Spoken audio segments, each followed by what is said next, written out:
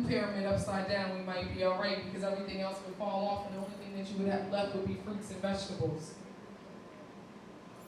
So we are photovoltaic beings, which just basically means that we should be able to take the energy from the sun, like he was talking about, the vitamin D, and metabolize that and actually do something with it.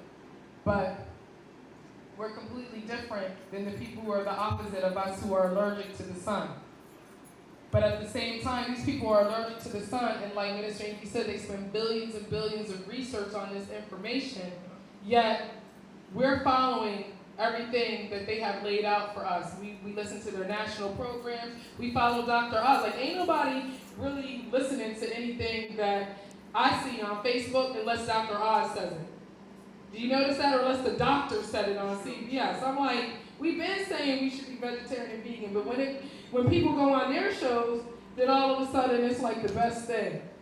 So basically, we do have to get out of the clutch of medical racism, which is basically radiation, electromagnetic radiation.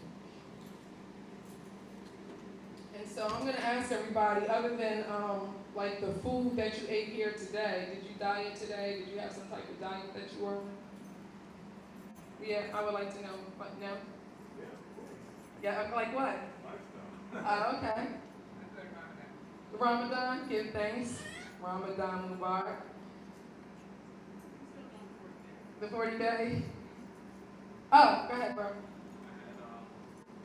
like a shake with almond milk and avocado and some peanut butter. You said wheat butter? Peanut butter. Oh, peanut butter. Yeah, you might, without peanut butter. You might want to start switching over to like the less acidic nut, like, because the peanut's not even a nut, it's like a bean. Yeah. But the almonds, let's try that. Yes, sir. I had the no time to eat diet. So basically, whenever you're dieting, if you guys, we have to see. I'm saying that because we have to change our mind. We have to change the way that we think about things. So, did you die yet? Die yet? Your life and your body is recreated every time you eat. Like every time you put something in your mouth, just like every time you say something, it's word, sound, power. It's the same effect when you eat something or you drink something. That's from Black Gene Ethics 1, page 23. It's right there. That book over there, the white book. So, diabesity, you can either outlive it or you can die it. But how? Y'all want to know how? Yes. Yes, Okay. ma'am. Well, we have to start chasing life. This right here, even though I love my people and that's beautiful, I see two people sitting down on the inside, not getting any light. Like, the only other place that I can visualize that I might see them is on the front porch. You know what I mean? So it's just something about, like I was saying about that with the Zimmerman case, right? I said people, all the stuff that they have said, that they have going on the news and everything, I said there's something about the spirit of a people. Like, we know when something's wrong. We know when something's not right. Even when we are the people who do something wrong ourselves, we could just feel it. We just know it. It was something, there's a sadness in this picture. And I was just like, no, this can't be how it's supposed to be for us. And what I was saying earlier is that I don't think that it's fair that I should have to be seeing my mom, my dad, and my aunties like this. So I task all of y'all who are grandparents and whatnot, and y'all be like, oh, you know what, I don't care. You know, my aunt was 100 years old, she ate pork, and she died at 100 something. I think that's not fair. Again, like when I showed that little girl earlier, y'all are a burden on us. And I don't mean any disrespect by that. I'm just saying I don't think that it's fair that because you don't want to eat the way that your ancestors ate, that now I have to go seek out extra medical attention from these people that I don't respect, which is, United States healthcare system. I got to go back to the plantation to go get you some meds and things like that. Or with all of this whole New World Order stuff that's going on, and let's say that with the Zimmerman trials, people were to start rioting, Anybody in here who has diabetes would be a liability because you can't walk 5 hours to go get some water. If they were to shut down, no Kroger around here. If they were to shut down ShopRite, if they were to shut down Adams for Acme, Save a Lot, where would you get your water from? That's what I'm saying. This is serious, y'all. Like, we have to encourage our elders and everybody in our community to actually start to chase light. And it's because we really are in a war. When people are in war, we act differently. We're more serious. We're more disciplined.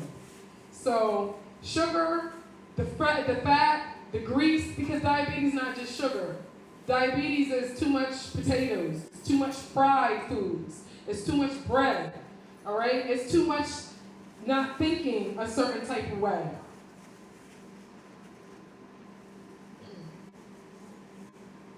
So if you're comfortable with the diabetes lifestyle, then that means you're comfortable with parasites. That means you're comfortable with bacteria. That means you're comfortable with fungus. That means you're comfortable with the white blood cells. That means you're comfortable with yeast, disease, sickness, and death. And this is your culture. It's no different. All right? This is pretty much what we're dealing with. It ain't no different than when I go to, like I said, William Hicks Anderson. I have to pack my daughter's lunch every day because they're giving them like Huggies, pretty much. I'm like, that's crazy. Like, that's what we're doing.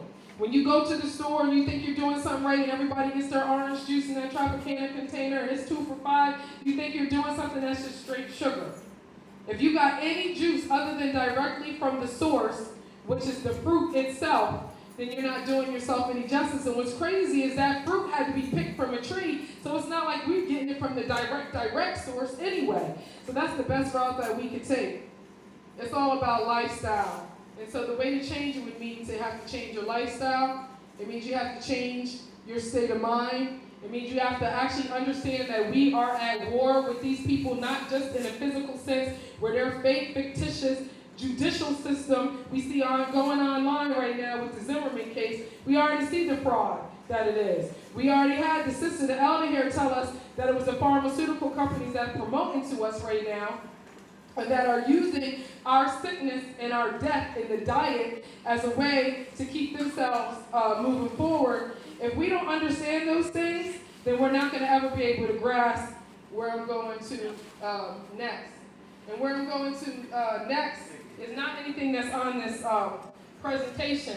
It's about how do you translate all this information that we got today as far as state of mind, as far as all the science that Minister Inky broke down. It's all good to know that everything started in the red blood cell. The red blood cell is like a black hole. That's all good. But what food are you eating right now that's going to help you get out of diabetes? Does anybody really know how to translate any of that? Anybody?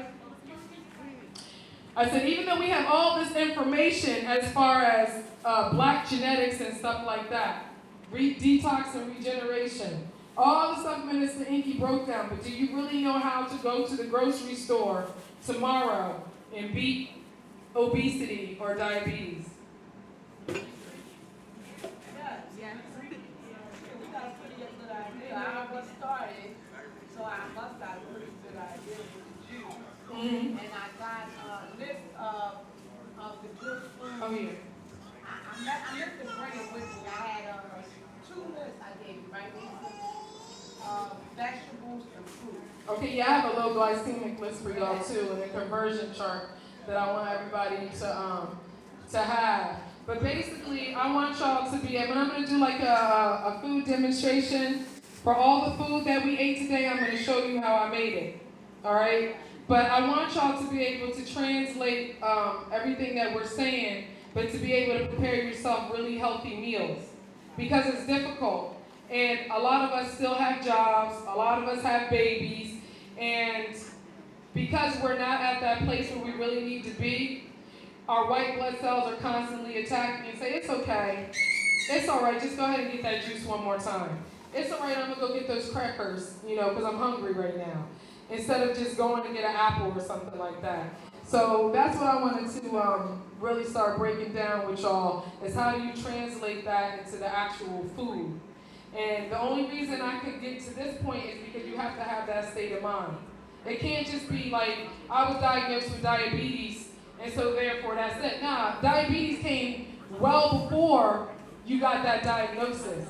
You were missing something sweet in your life. You probably had some type of depression. You had some type of trauma. There was something that goes on because when you don't eat healthy, it affects the balance of your hormones in your system.